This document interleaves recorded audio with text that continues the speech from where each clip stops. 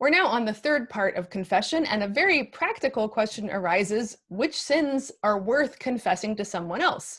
Again, probably what troubles your conscience is your best guide, but Luther gives us some practical pointers here, which I will share with you.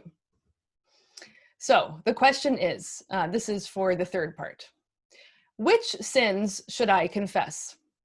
You should confess to God guilt of all sins, including those you don't even know, as in the Lord's Prayer. But to your confessor, you should confess only the sins and guilt that weigh heavily on your heart. So before I go on to the next part, let me just comment here.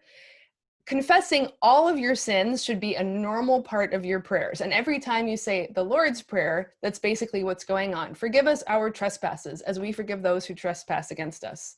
And notice Luther says, including those that you don't even know.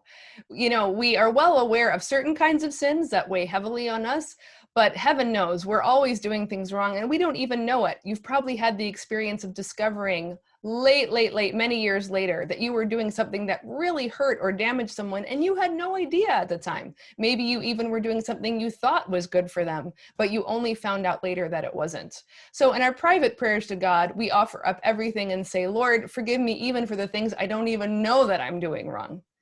But if you're going to go talk to someone else, it's kind of silly to say, I'm here to confess the sins I don't know about. No. If you're going to another person, it's because something particularly is troubling you and you need to get it off your chest.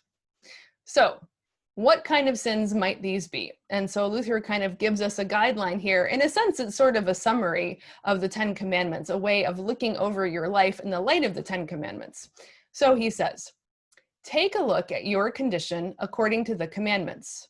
Whether you are a parent or child, in which line of work and service you stand, whether you have been disobedient or undisciplined, wrathful, hateful, or unfaithful, whether you have betrayed or besmirched in word or works, whether you have stolen or sneaked, hurt, or harmed.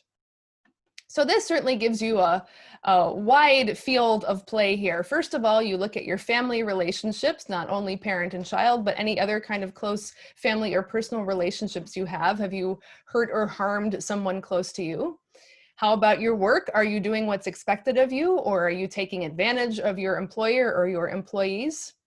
Look into your heart, and even if your behavior on the outside has been good, have you on the inside been disobedient or lazy? Have you been full of hatred towards other people or secretly unfaithful to them? How about your treatment of other people's reputation? Have you talked bad about other people or even betrayed them by what you've said or what you've done?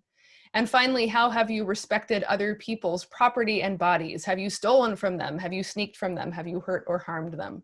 So using this as a summary of the 10 Commandments, it should give you a pretty good idea of where you've gone wrong and how you need to get things right again.